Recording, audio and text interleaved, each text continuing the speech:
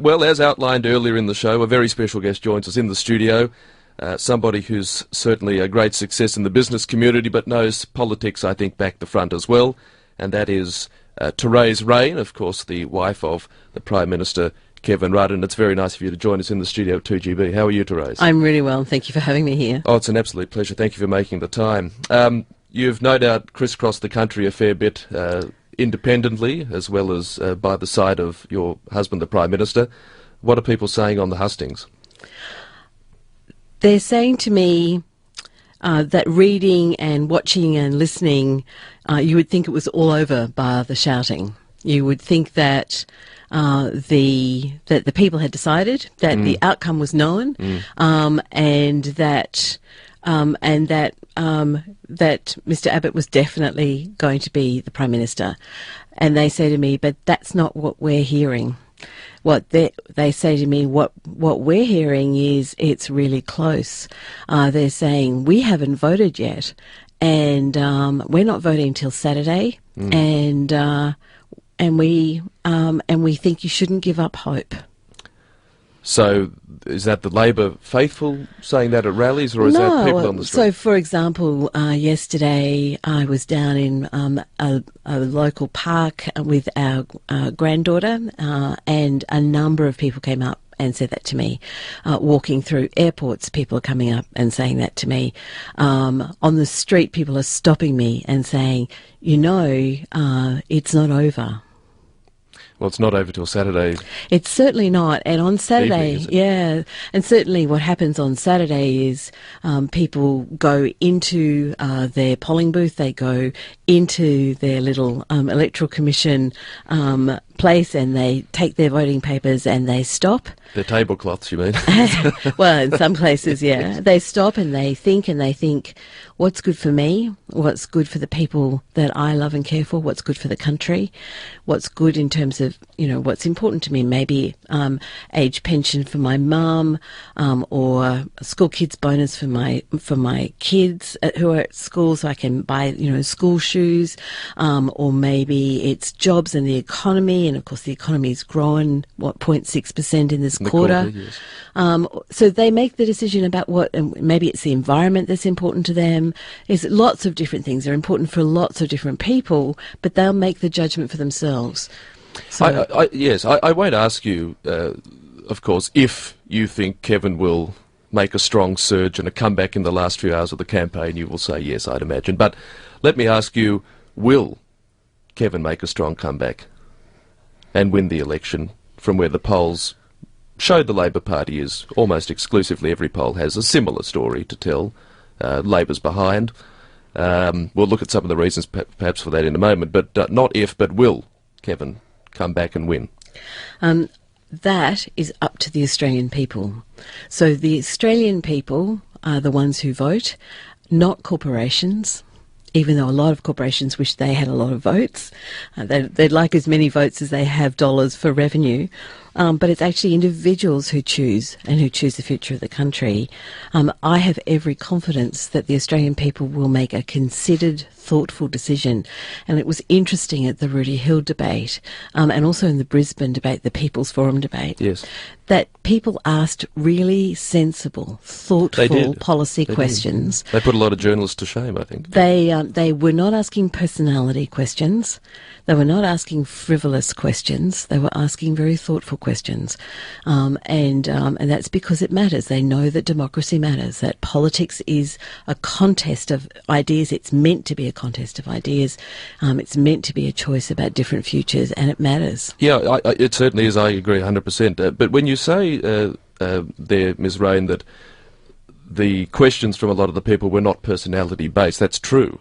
But would it not be fair to say that much of Kevin's campaign, much of Labor's campaign strategy has been a presidential-style leadership tussle? That is, Kevin's persona and attributes for those of Tony Abbott, and his perceived attributes or lack thereof, and according to the polls again, that seems not to have gone Labor's way.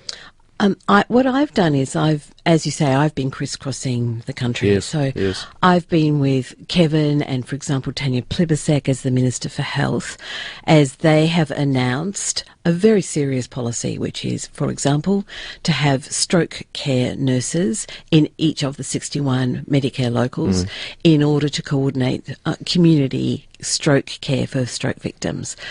So I've seen that as a very policy-based announcement. And then I've seen it in terms of how it's reported. I looked for, okay, where's this announcement about something that's very practical, covers the whole country, is about fairness and accessibility to healthcare. Where is that actually reported? And that's not what was reported. What was reported, in fact, was this whole furphy of personality and the whole furphy about, about Kevin versus Tony, right? And this is Kevin, not actually... hasn't it all played into that? The Labor Party, Bruce Hawker, you know these people well. They've not privately said Tony's unelectable. Our greatest asset is Tony Abbott. We need to campaign against Tony. No, what they've been talking about is policy, and every single day they've released policy. So yesterday, what was the policy that was released? Yesterday? Tell me what the policy was yesterday. From which party? From the Labor Party. Well, yesterday, Kevin... Well, I know today Kevin was down in South Australia talking about the car industry, and not that long ago it was small business. Was that yesterday, perhaps? So yesterday was Tasmania. There's a whole policy on Tasmania. Well, there was a health announcement in Tasmania, wasn't there? But there was also a policy for Tasmania yesterday. And today there was a policy for South Australia, a South Australian plan. And so what's happening here... Sorry, not to interrupt. I was just going to tell you, it was Kevin Rudd's plan for South Australia. That's what the front of the booklet said. Kevin Rudd's plan for South Australia. Again, that's personality, isn't it? It's not Labor. Well, I don't know about that. I didn't see that. But what I know is that that's a policy-based announcement. Yes, it is. It's a policy-based announcement. And what's happening here is all this smokescreen of, personalities and who's done what to whom and what's the truth about this person and all of that, I think has really deeply distracted from what people want to know about, which is education, health, jobs, environment, NBN. That's what they want to know. Yeah, on the person, let's talk about the personality thing for a sec. On that, Tony Abbott did get a lot of personality critique, not only in the first 3 years of Kevin's prime ministership, but of course when Julia Gillard took the helm as well. We had the whole misogyny gate stuff going on. I mean, look, you know Tony Abbott probably better than most people in Australia. You've spent many years in Canberra in your business capacity. When John Howard was Prime Minister, of course, in Kevin's capacity, you have been there by his side very, very stoically. You know Tony Abbott pretty well. Look, in your judgment, was the former Prime Minister right to characterise Tony Abbott, and not just her, but Tanya Plibersek, Nicola Roxon, Penny Wong and others as a misogynist? I think it was unhelpful, the whole ditch the witch thing. I think standing in front of signs that say ditch the witch, it kind of plays to that, doesn't it? I think that's unhelpful. I don't know Mr. Abbott well enough to say whether he regards women as equals. I know his chief of staff is a woman. I know there's been stuff in the media today about young women and his daughters in particular. His deputy's a woman too. And his deputy is a woman. Yeah, that's. So I don't. His wife's a woman. Yeah, lots of people are women around him. Yeah. But I also think that there was a lot of.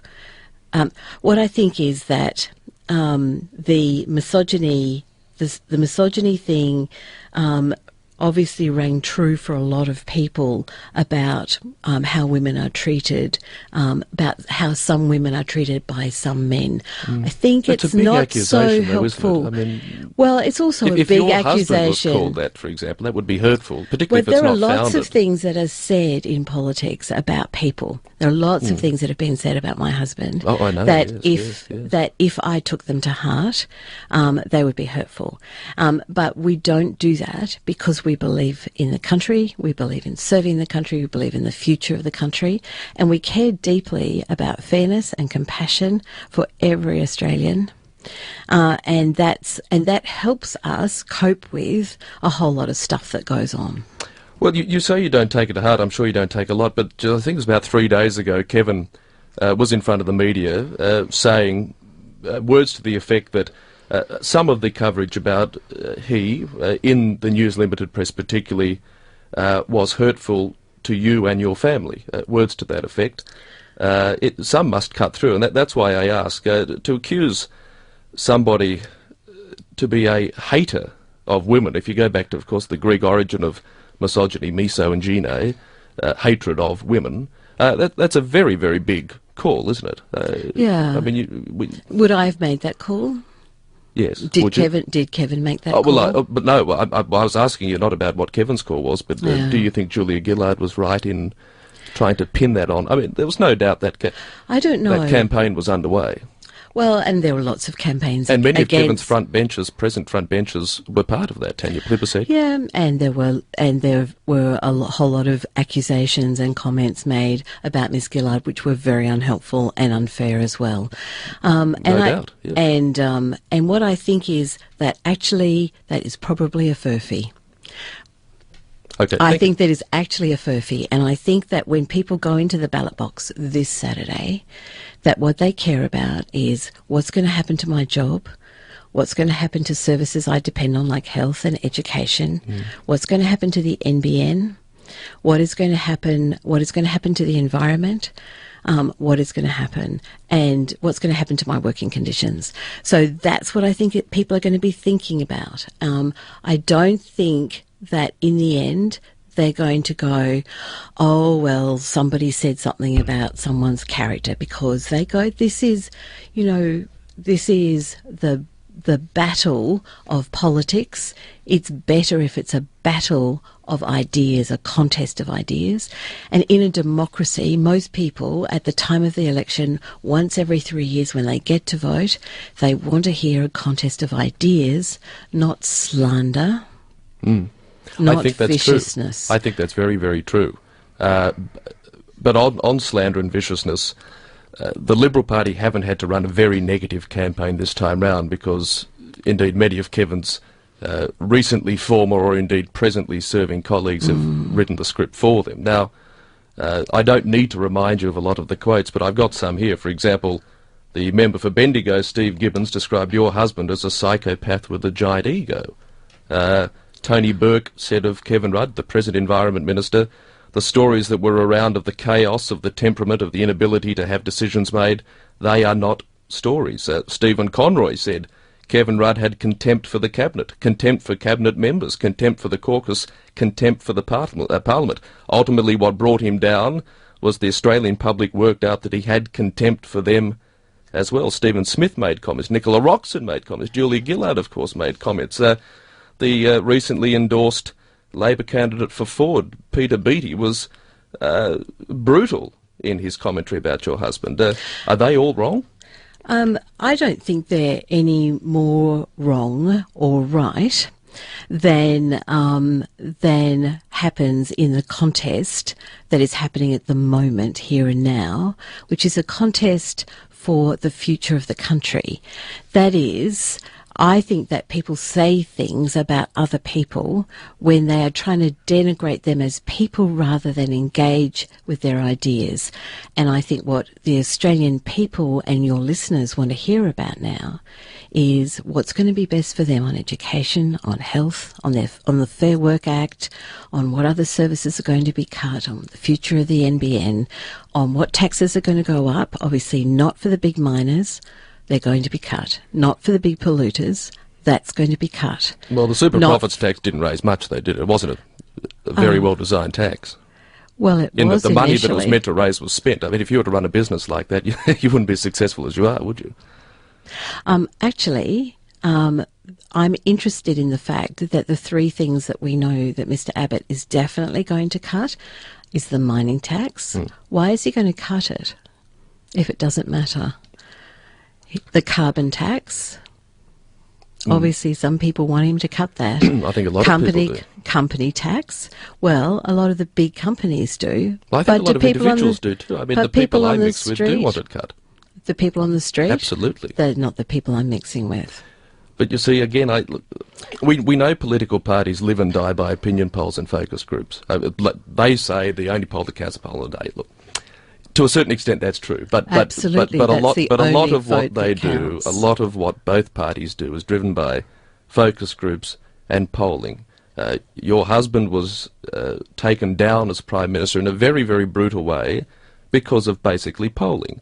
Julia Gillard, likewise, recently because of the way the polls were looking for her. Now, if all the polls are accurate, even close to accurate, then yes, a lot of people out there do want to see the end of the carbon tax. They do want to see a change of government. They probably don't want to see as much emphasis on the environment. Are the people telling fibs to the pollsters? I don't do the polling, so I don't know. What I think is that fundamentally you get one vote, I get one vote. Yes, yes. People get one vote each if they're over 18 years of age. And they are empowered. They are empowered to choose what they want in terms of education for their kids, what they want in terms of pension being indexed, what they want in terms of the NBN, what they want in terms of the environment and in health. And those are the things that people think, actually, what's going to be good for me? What's going to happen to my working conditions? So those are very practical things. Is my job going to be secure, or is unfair dismissal going to just suddenly roll back? Yes. I have sat through the three debates, watching yes. Mr. Abbott very, very closely and listening very hard to what he said. And he has said there are three things that I'm definitely cutting: carbon tax, the big polluters tax, right? The mining tax and corporate tax. And he said, I'm going to do a comprehensive spending review, open slather, open blank check, and he said, I'm going to review the Fair Work Act. Now, how he said that is, I'm going to bring the industrial relations pendulum back to the sensible centre. Well, one person's sensible centre is another person's nightmare. Yes, but the business community would argue the exact same case under the present arrangements, wouldn't they? Well, not all the business community actually. No, think that this is not unfair. all individuals would argue that work choices was bad either. I mean, the Liberal Party still got a lot of votes, It's interesting millions because of in votes. 2007, as we went around the country together, and I travelled 4 days a week with Kevin for a year, Yes. and I met thousands and thousands of grandmas and mums and dads and grandpas and young kids who said work choices is a nightmare. It's a nightmare. Now, what Mr. Abbott has said is that he will preserve 2 out of the 10 National Employment Service standards, and all the rest is up for review. So what's certain here? What is certain is that some big corporations are really keen to see the back of Kevin and Labor, really keen. But how many individuals actually, the ones who actually get to vote, want all that protection, support gone? Now, maybe the current polls are right, and maybe the majority go actually. You're saying maybe they're wrong. What? The polls. There isn't one poll that has the Labor Party in front. I said maybe the current polls are right. That's what I'm saying. You're saying maybe they're wrong. It's like the pregnancy debate. You can be pregnant. You can't be half pregnant. I mean, they're either right or they're wrong, in essence. I mean, Well, we'll see on Saturday when the poll, which is individuals, the enfranchised, empowered people, go into the polling booth and they say, is this a cosmetic change we're going to experience, just a change of personnel and a few things shifting, or is this a dramatic change where we're really not sure? And if people are really not sure, they've got any doubt, then they know what to do, and it will be their choice, and I have every confidence that, and I will be at peace with whatever the Australian people decide. Oh, well, they're the bosses, aren't they? Of course. They are the bosses. But you make, and I concur 100%, that the individuals have the intelligence to make up their own mind. There's plenty of information out there on party websites or through the media or through blogs or Twitter or whatever. But again, I say, you look at almost every single piece of research that has been done by reputable organisations, not just those in the pocket of, let's say, Rupert Murdoch or whatever, and they virtually tell a harmonious story, and that is that the people have experienced 6 years of government under your husband and under Julia Gillard, and now again under Kevin Rudd. They have heard the prospective positions from both parties in this campaign, and they look as though they don't like what they're hearing from the Labor side. Now, my point is, surely the people have done the research that you're claiming that they have done, and when asked about it, they are almost in every poll showing a swing, a very good swing against your husband's government. Now, have they just not heard the right bits? It's interesting, isn't it? Because most of the pollsters are polling people on landlines. They're not polling people on mobile phones. And I don't know, do you have a landline? I don't have a landline. I don't. My only three children until this don't. month I don't. No. My 3 children don't have landlines. My husband doesn't have a landline. Most of my friends don't have landlines. So they're polling a certain number of people, a certain percentage of the population. All I'm saying is there has been a lot of push and a lot of shove about, okay, we need to get rid of these people, etc., and an attempt to create what is called a bandwagon effect. So it feels fashionable to go one way. But when people go into the polling booth and they think, okay, Labor, indexed aged pension. Labor brought in a sensible, fair, but this sounds like Bob Ellis's blog you're referring to. I haven't read that. No, but I'll tell you, Bob Ellis has been saying this is all a furphy. That the polls are in essence. I know you're not saying this, but he's saying they're rigged. I'm not saying they're rigged. No, I'm saying you're not. But I'm saying he's trying to say there's a bandwagon effect being created by vested interests. Get on the winning side, folks. Yeah, be in fashion, vote Liberal, vote for the National Party. I think that the polling companies are trying to create a bandwagon effect to toss out the Labor Party? I think you're verbally me. I'm not saying that. Well, explain it then, because that's what it sounded like. Okay, so what I think is that I think that there can be a bandwagon effect of major front page news of newspapers going, oh, this is what you should think. Polls coming out every day, every second day, going, oh, this is what people are thinking, this is what people are thinking, this is what people... And that creates momentum, yeah? But actually, the people who are polled are not all the people with mobile phones, and that's a lot of us. It's not everybody, but it's a lot of us. And I think I'm going to be very interested to hear what the Australian people say. I will respect whatever they say. Yeah. And I look forward to that result on Saturday night. Well, there's not long to go, is it? On the issue of the Murdoch empire, if you will, Kevin Rudd has, of course, been quite vocal in his criticism of their coverage of the election campaign. He's not on his Pat Malone there. There's plenty of people that'll do it. What's your take on it? I was really interested by the first day of the campaign front page in the Daily Telly, and I was very interested in last Sunday's Sunday Telegraph, which had a photograph of Mr. Abbott, and a headline, and it looked like it was taken actually the day after the election. It looked like it was taken the day after the election, like foregone conclusion. They've right? endorsed the coalition, but Of course so they have have. Fairfax. Yeah, of course they have. Everybody has, except not almost everybody. Except the voters. So the voters. Yeah, so sure. that, But we're so talking this about says News we Limited and want the papers, right? X, right? Is we the voters?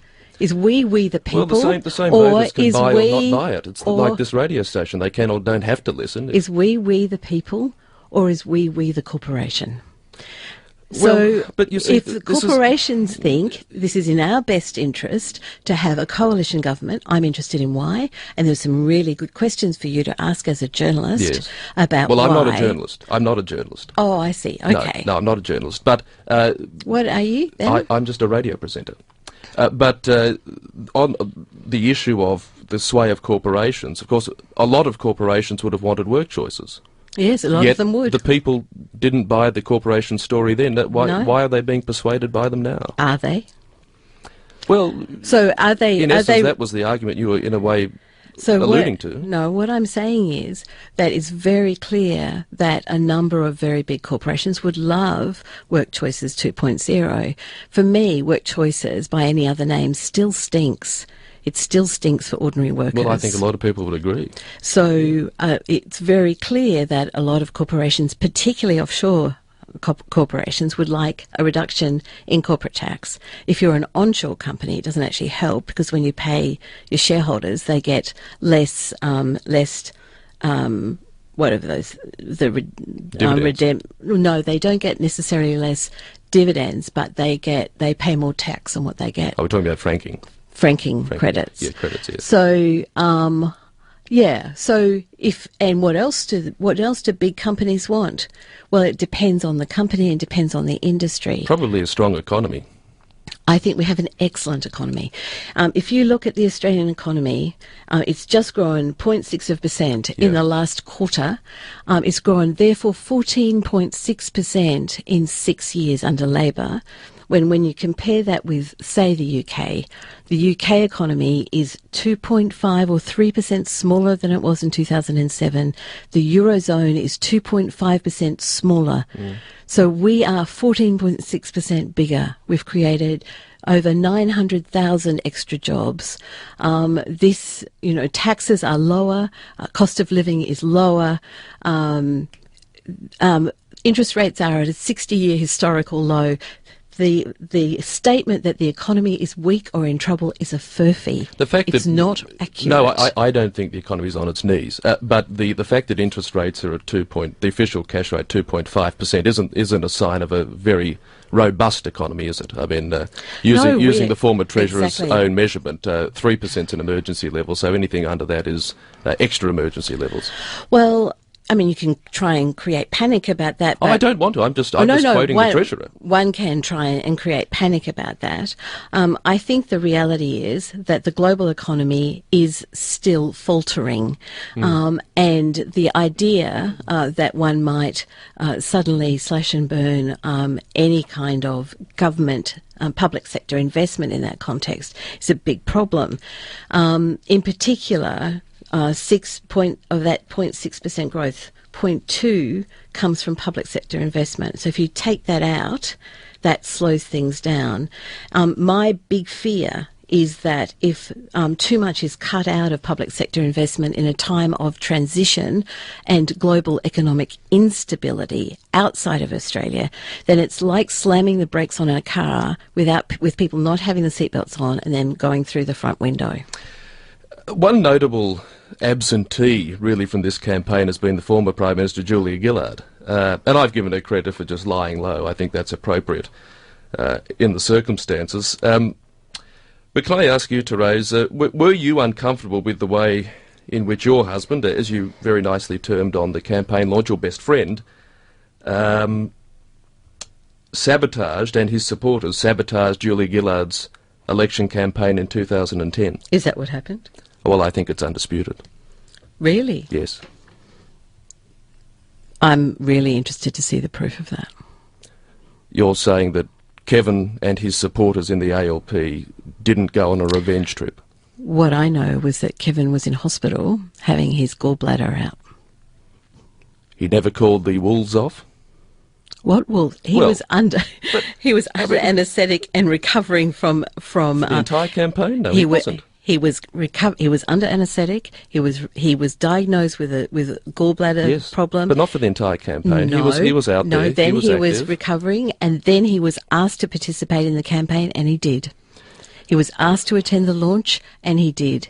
He was asked to help in Queensland, there was and no he did. undermining of Julia Gillard by your husband or his supporters in 2010. I have seen no evidence whatsoever of So Kevin. who leaked all the information to Laurie Oakes and other journalists? I have no idea. But you're asserting something, and I'm saying I've seen no evidence whatsoever in any of the time that I was anywhere near Kevin of him doing anything like that. Well, fair enough. On the issue, though, of what preceded that, and that is, of course, the very unfortunate manner in which Kevin was removed as Prime Minister in 2010, I don't think anybody with a heart would have enjoyed watching that unfold, even if they disagreed with his governing style or his suite of policies. Of course, you and the family were there front and centre. That was tough, wasn't it? That was tough. Yeah, but, not long after that, I was speaking at a function for Second Chance, who raised money for women who are homeless. And I was introduced to a couple whose daughter had been murdered. I suppose it puts it in perspective, doesn't it? It's very important to know that there are many people who experience loss and grief and pain and disappointment far, far more than we did. Yeah. Far, far more. Yeah. When I think about, people, for example, that we met following the bushfires in Victoria, where parents had died or houses were destroyed, children, it was terrible. Really important to keep political life absolutely in perspective. Yeah, I'm sure it is. And of course, homelessness is an issue that's very close to your heart. You're actively involved in a number of projects. Do you want to tell us a little about those? I can tell you about the one that I'm patron of, which is called Common Ground. Yes. It's a fantastic program, brought to Australia through the Thinkers in Residence program run by Mike McLaren.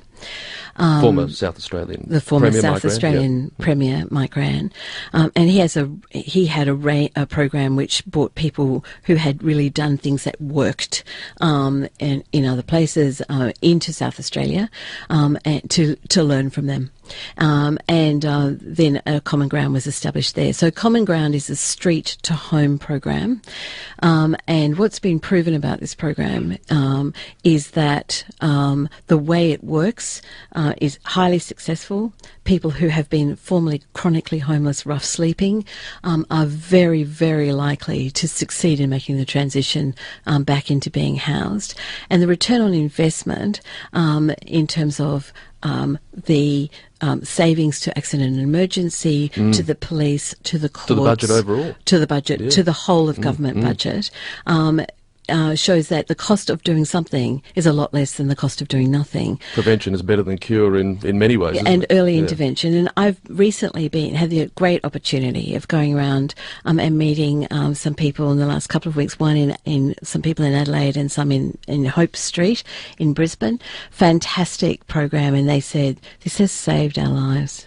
This has saved our lives. It's commendable work, absolutely. Can I put your business genius hat on, if you will?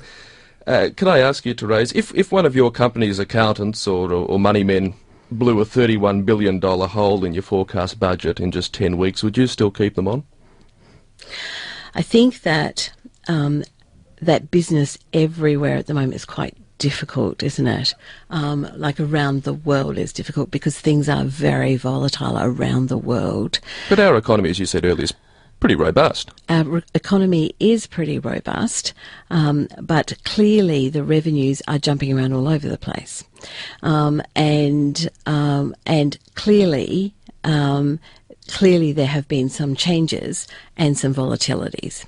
31 billion in 10 weeks is a pretty big yahoo, though, isn't it? I mean, it's interesting, kinda isn't it? large. Like, I don't know the debt to GDP ratio, which is for and what that does to that, or how that looks. But what I do know is that Australia comparatively has a better debt to GDP ratio than a lot of countries. Well, and of Given course, because we've 6 gone years earlier into- on, we went in a much stronger position, Absolutely. didn't we? 6 years earlier on, we didn't have the global financial crisis. 6 years earlier on, we had had years and years and years of boom. We'd had the flexibility built into the economy by the Hawke-Keating government, then built on by the Howard government with Peter Costello, so that Australia was in boom at that time, as was a lot of the world. So we deliver services, for example, in London, Yes.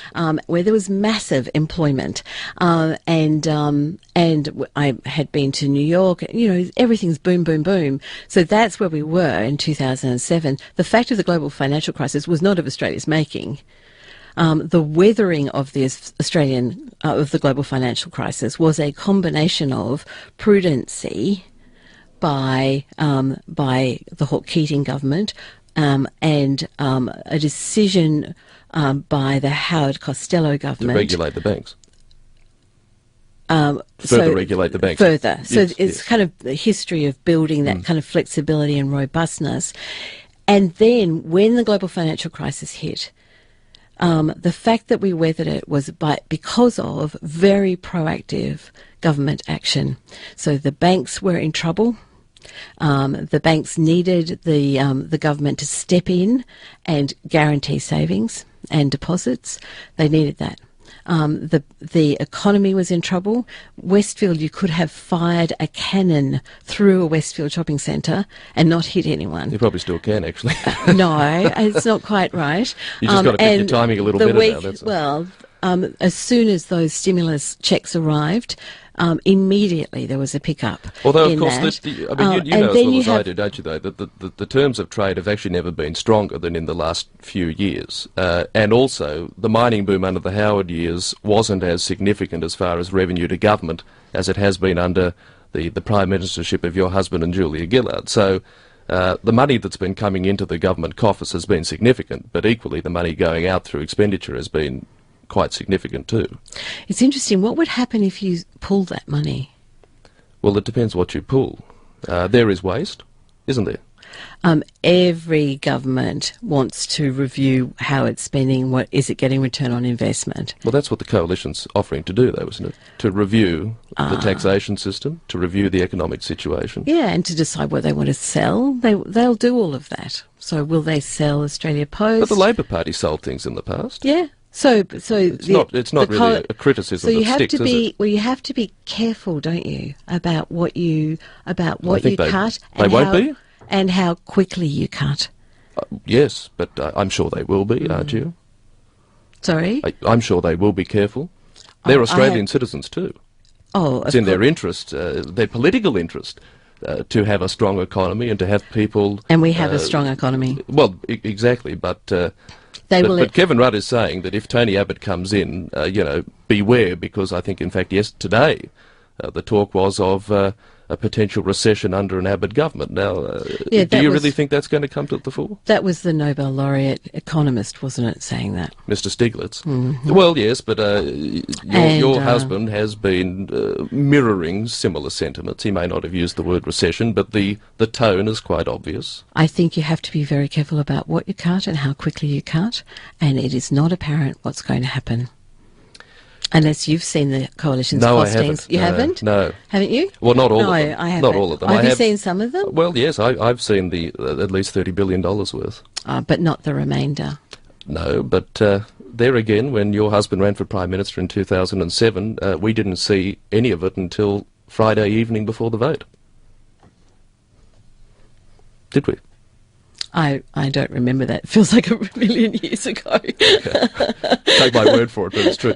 Okay, well, in closing then, because I thank you very much for coming in and being so generous with your time. I know it's a very busy campaign that you're involved in. Two final ones. Firstly, the class war rhetoric that does emanate out of the Labor Party Look, it was most poignant and pointed under Julia Gillard, I'll grant that, of course.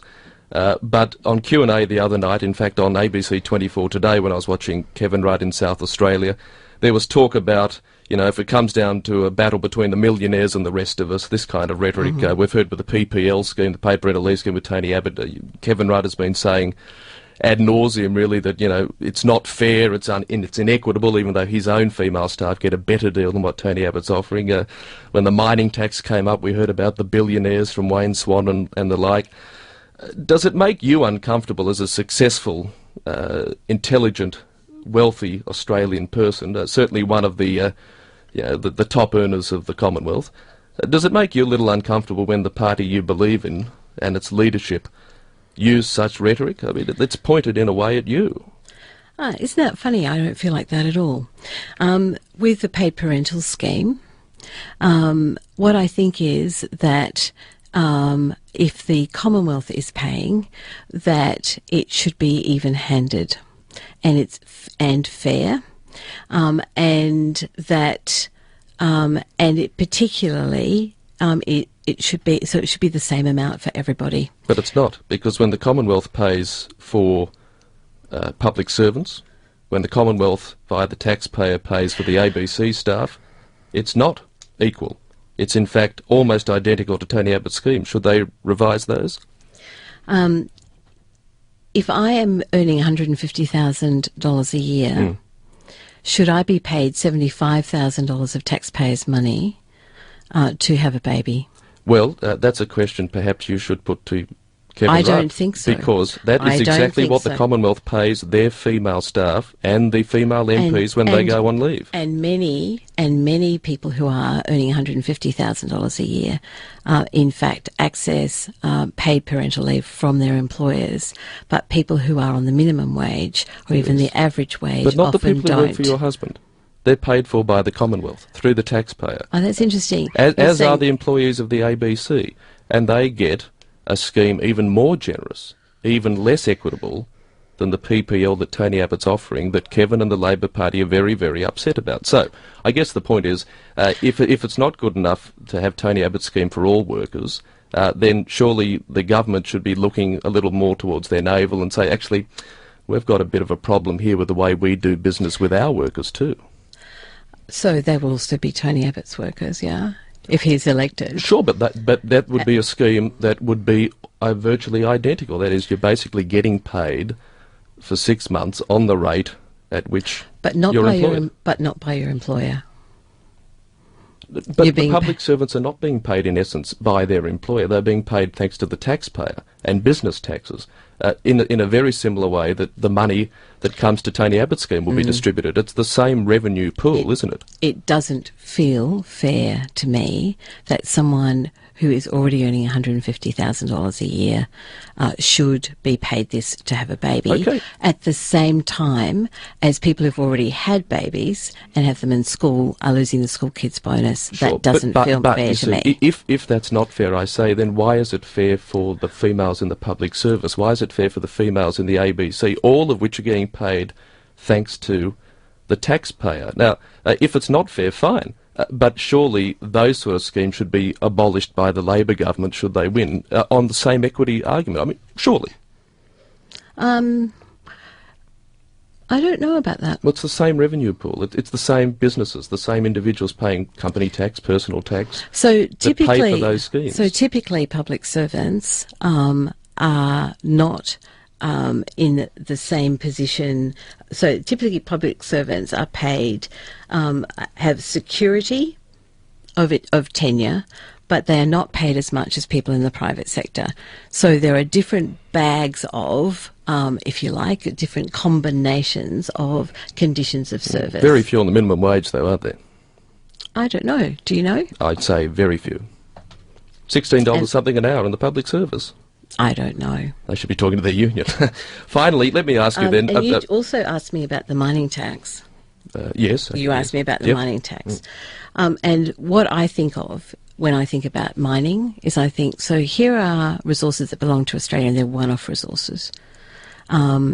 Is it fair that that mining companies pay a reasonable amount to access those resources which are not renewable. Yes, it is fair, and I think they do pay a reasonable amount. Well, that hadn't been reviewed for a very long time, which is why the mining tax was brought in. Yes. A funny tax, though, that didn't really raise much revenue. Didn't it? It's not Kevin Rudd's fault, Wayne Swan's, but it was meant to raise 2-point-something billion. It raised 125 million from memory. So far. And increasing. And the money was basically spent before it was raised. But before I let you go, because I know you're pushing time, finally, the issue of refugees, boat people, that has been, of course, one of the really hot, contentious issues. It is fair to say, isn't it, that the catalyst for the situation we're in now is Kevin's decision in 2007-8 to rescind the Pacific solution. Is it? Well, is that what changed the arrival rate then? The number of refugees generally around the world increased at the same time, as I understand it. And but not in our part of the world. Yeah, everywhere. I mean, they've had to come a long way, haven't they? They have had to come a long way. And there was the Sri Lankan civil war during the final years of the Howard government. There was the war in Iraq, the war in Afghanistan. There was turbulence and starvation in the Horn of Africa. The conditions basically were identical to what they were in 2008, 9, 10. And yet, under the Howard government, when they left office, when they were voted out in 2007, there were 3 people in detention. As far as I can recall, no children at that point in time. Since then, we've seen 50+ thousand people arrive, close to 1,300 at slow estimate drown, billions spent from the Australian taxpayer on all sorts of schemes, high court defeats on ill-thought-through policies. Now, if I was in business or if I was in politics, I'd say, look, if there isn't a problem, why create a solution and then go look for one to put it on?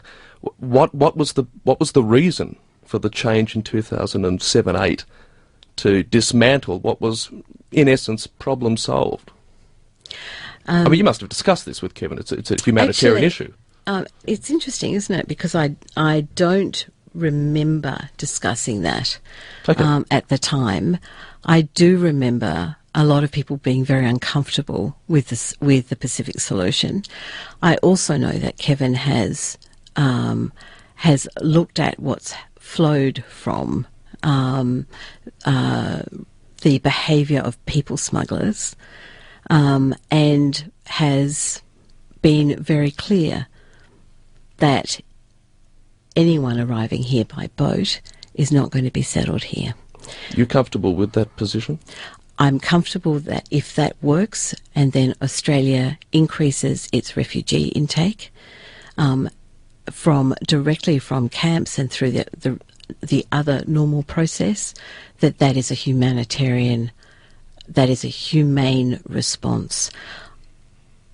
I think what you cannot have is people continuing to drown. That's terrible. I think everyone would concur. So, in closing, was it a mistake or was it not a mistake to change the policy in 2007? I don't think it was a mistake to change the policy. I think it would be a mistake not to learn from what has been happening and then not to review. That's what I think would be a mistake. But if we're learning, we're learning from... Oh, we all learn. We all learn all the time. Do you think the Prime Minister has learnt that on that particular issue he got it wrong? I think what he has learnt... Oh no, I think what he has perceived is that the people smugglers behaved in a way that was reprehensible. But they did in 2004, in 2005, in 2001. People smugglers have been around a long time with little leaky boats and wads full of cash. I think is that this is a policy that is now working. We've seen a reduction in the number of people arriving.